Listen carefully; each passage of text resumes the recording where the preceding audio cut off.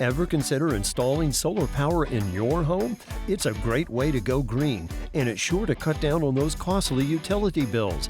We probably don't realize how much we all depend on plastics. Unfortunately, most of the plastic ends up in landfills. Today, we'll introduce you to an alternative to plastics that could help save our planet. Having our homes cool in the summer and warm in the winter is something we all depend on. We'll show you affordable and energy-efficient options to keep your family comfortable all year round. This is the show all about you, your space and your home, and living the green lifestyle. We are Designing Spaces.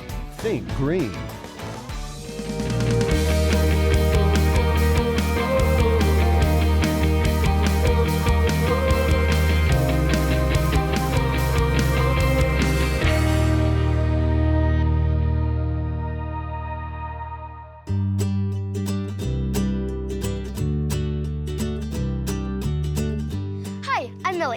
I'm here with Andy again. If you've seen us before, you probably know we're pretty into solar power. Well, Andy, that's his job. Me, I just like it. I like it because it makes sense. Solar power isn't expensive or complicated anymore. It's good for the environment, and it saves people a lot of money. Plus, I got a new bike, and I'm pretty sure that's the reason. It all comes down to a brand new idea that Andy and his buddies at Vivntsolar have. Tell you what, Billy, how about you and I go check out an installation and we can see how all this ties together. Cool. Let's go. So you can see right here, this is our Vivntsolar box truck, and then behind it we have our electrical truck that has all of our electrical wire and conductors and things like that. So we're super excited to be here and be part of this team. This is so cool. Take a look at this installation right now. Whoa, that is so cool. Pretty cool, huh? Yeah. Morning, Blake, how are you? Good, hey guys. This is Millie. Hey, Millie. It's nice to meet you. Nice to meet you too. Welcome to the job site. We've been prepping all morning. We're just getting the solar panels up. Can I see a solar panel? Absolutely. Let me show you some solar panels, Millie. Let's go over here. Okay. All right, Millie, this is a solar module. Really? Yes, it has 60 different cells that capture the sun's power and converts it into DC current. That is so cool.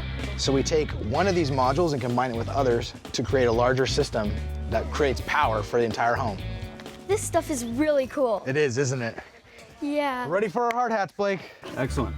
Here you guys go. Thank you. Go ahead and put that on. Let's go take a look around. So this drawing is called a site plan, and we create a site plan for every account that we install solar on. What this does is it shows all of our installers where to put their solar modules. Where we're standing right here, and we're watching them install this array here. All right, Millie, here's the ladder. How about you and I get up on the roof? I can go up there? Yep. Really? That is so cool. Let's go get some safety gear and we'll go up. Okay. When we go up on the roof, we want to make sure that we're safe. And if anybody were to have an accident, we don't want them to hit the ground. We want to be able to save them before they get to the ground. Yeah, that's really smart. Okay.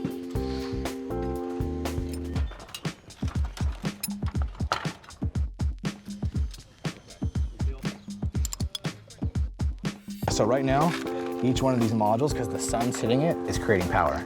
It's not going to the house yet because it's not all hooked up. Yeah. But these modules, they're creating power right now.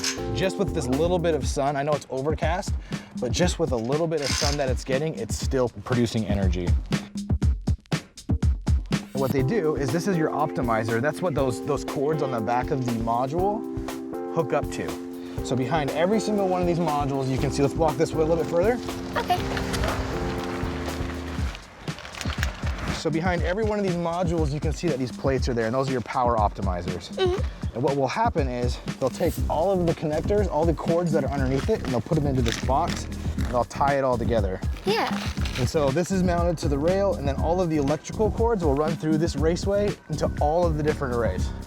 It's pretty cool, huh? That's really smart. How about you and I jump down and go take a look at it and see where all of that power gets sent back to the house? Okay, sweet. Sound good? Sound good. High five. Let's go. All right, Millie, this is our electrical truck. Every piece of wire that goes into this house starts here. Really? Yep. That's so cool. Yeah, let's go talk to the electrician. Okay. Hey, Dale.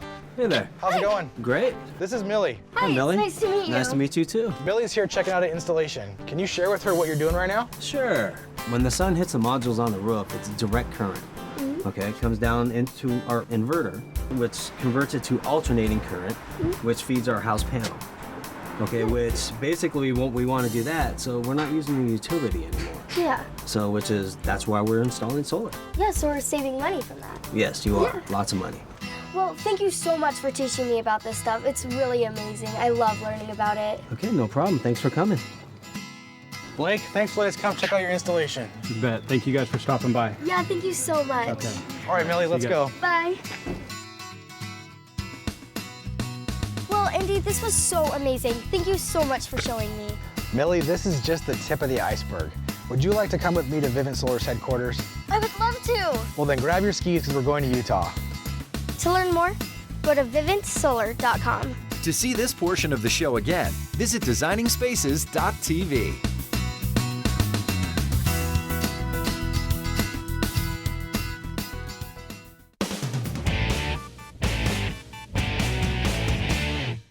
Most of us probably don't realize how much we depend on plastics.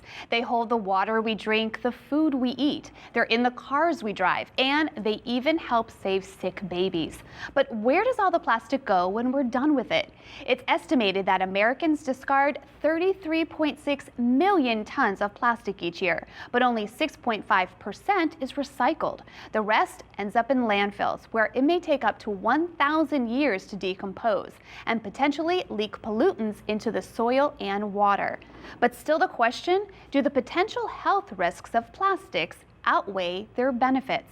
Joining us today to help make some sense of all this is Stephen Kim, Vice President and CFO of EcoZenith USA. Stephen, welcome. Good morning, Debbie. Great to be here. You know, it's hard to imagine a lifestyle without plastics, but is our dependence on them really putting us in danger? Plastics are permanent in our environment, and they are not biodegradable. They'll be around forever, and much of this waste ended up in the ocean and affecting marine life and gets into our food chain. And there's something called Pacific garbage patch floating around our ocean bigger than the size of Texas. And these are the all waste of the plastic. And plastic emits something called dioxins during their manufacturing process or incinerating process. And what do those toxins do to us? It affects our developmental progress and sometimes in hormone malfunctions and genetic problems, all kinds of problems, and causing a cancer as well. Okay, but what can we do? I mean, it seems like plastics are really an important part of our lives. So is there an alternative to plastics? But there's an alternative available out there, and there's a technology out there as well. The EcoZenith USA is an advanced biomaterial company focused on sustainable solutions for the plastic and chemical industry. The company has developed and commercialized something called PBC, polybioceramic. This is high-performance polymer derived from calcium carbonate, one of the nature's abundant resources. It's a unique characteristic far beyond the something called PLA, which is a bio-based plastic. It's based out of cornstarch and a lot of other materials. And EcoZenith's PVC material is made out of minerals, and it has a special character, superior than the other competition and PLA-based plastic out there. So are these new materials that EcoZenith is developing, are they going to be biodegradable? Yes, PVC is 100% biodegradable, They are. and it decomposes within 18 to 24 months. We can even control the time of the compostability. Really? And it resists heat up to 300 Fahrenheit, and recyclable, compostable, you name it. Non-toxic. Non-toxic. You know, we always hear with our plastics today, you can't put them in the microwave. So what about the new materials? This material made out of minerals, so it resists the heat up to more than 300 Fahrenheit, so it has no problem putting it in a microwave. You know, people are probably thinking, but plastic is so inexpensive, and this PVC is probably going to be not. It's probably going to be expensive. What would you say to them? The PVC, since it's based on a mineral called calcium carbonate, and 4% of the earth crust made out of limestone calcium carbonate, so the raw material is abundant. Okay. And So we you could be can make able it. to compete with the conventional plastic. Perfect. Well, it sounds like a good solution. It is, it is. So tell us about your progress in the development and how close we are to seeing it replace plastic products that we use every day. We originally started from South Korea as a research and development. We are in progress to facilitate the manufacturing compound plant in the United States. We have help of several governments and state, local governments helping us, such as the state of Maryland and Orange County in New York and Spotsylvania County in Virginia. Some of these county levels and the governments are helping us to host us this plant in their state. Or locally. Because they're seeing that this is a wonderful solution. So is there anything that we can do as consumers now to move this along faster? I think we are in the time to rethink the direction of the material and how we dispose and how we create it. Right. But we are in the right direction. There's the current trend, and more governments and consumers are aware of this. Yeah, on board. Realize the toxic natures and the environmental impact on these plastics. Right, and that's huge because once they realize, the good versus the bad, they're probably more willing to help you. Right. Well, Stephen, I can't thank you enough for coming in today and sharing all of this with us. I really do appreciate it, and it's good to know that companies like EcoZenith are looking at solutions for a problem that is not going to go away, and our health depends on it, so we appreciate that. Thank you. Thank you for being here. Appreciate that. Well, to see this portion of the show again, visit designingspaces.tv, where you will also find a link to EcoZenith as well. Thanks for joining us. We'll see you soon.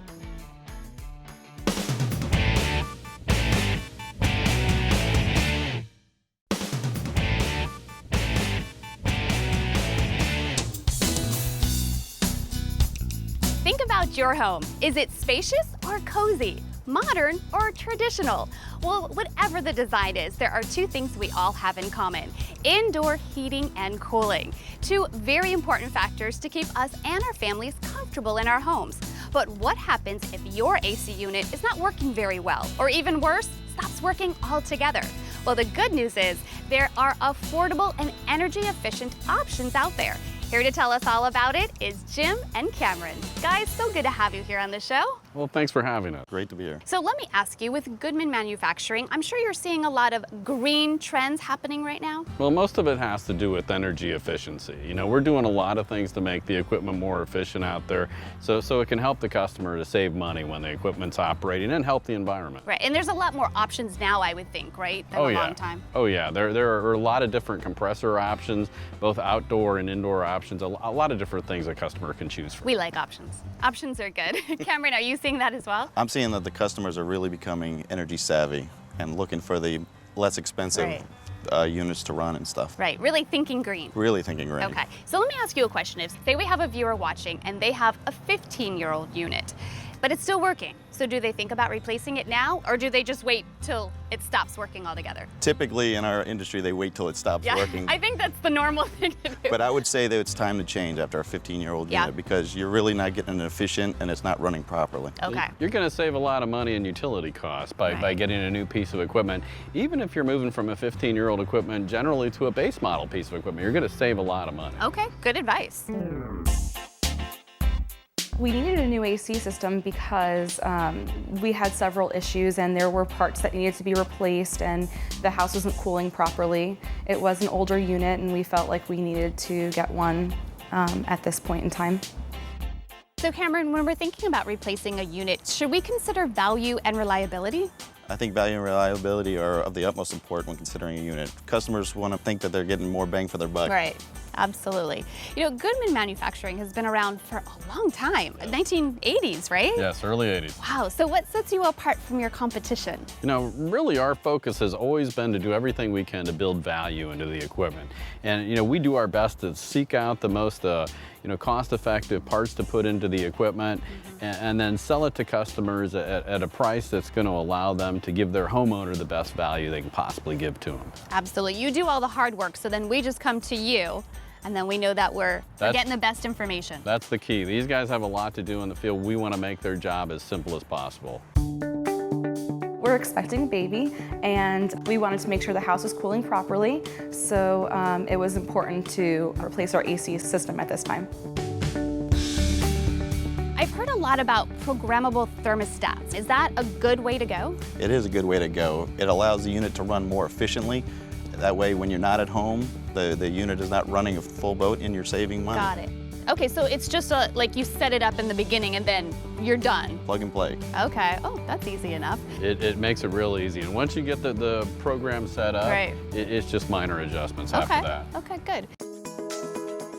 Now, when we're replacing a unit, is that a big project to do, to replace a whole unit? It is a big project, and I would only use a licensed contractor when considering changing your unit out. Got it. Not a do-it-yourself kind of project. Definitely Hire not. a professional. Absolutely. Okay. Every installation you do is wrought with its own challenges Right. that really you need a person like this who can come in and evaluate what's the best option. Okay. And you know, make the necessary modifications. Perfect. Well, guys, thank you so much for being here, really giving us great advice and options. Really appreciate it. My pleasure. Thanks for having me. Thank you very much.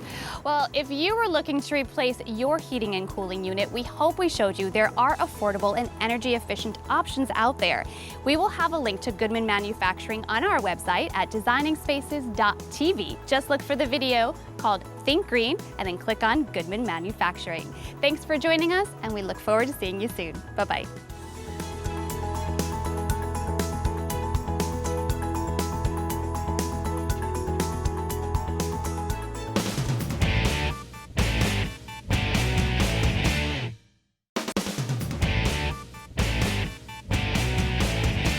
You want to do home maintenance projects yourself, but you don't have the tools. Every home should have a basic toolbox, but what tools do you need to get started?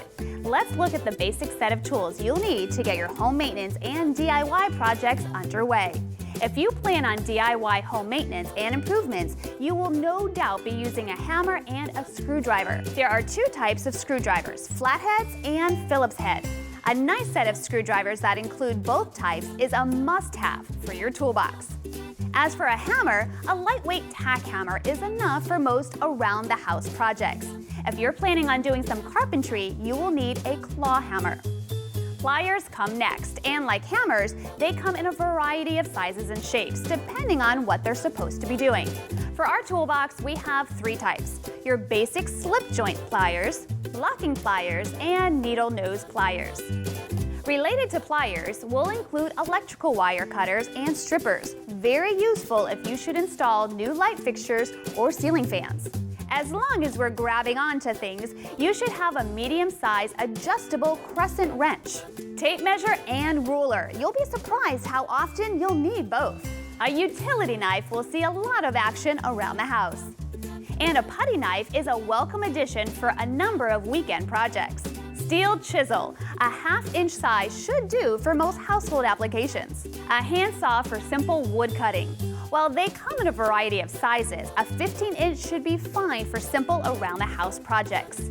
A little notepad and pencils. Mechanical pencils are best because they don't need to be sharpened. A small level will be indispensable when surfaces must be perfectly horizontal or vertical. And finally, the jack of all trades, duct tape. When purchasing tools, stick to name brands for an assurance of quality. They are dependable and will last a lifetime. There are other tools that can be added over time as you expand your DIY skills. You will be surprised how often you will find yourself reaching for the toolbox knowing you can do it yourself.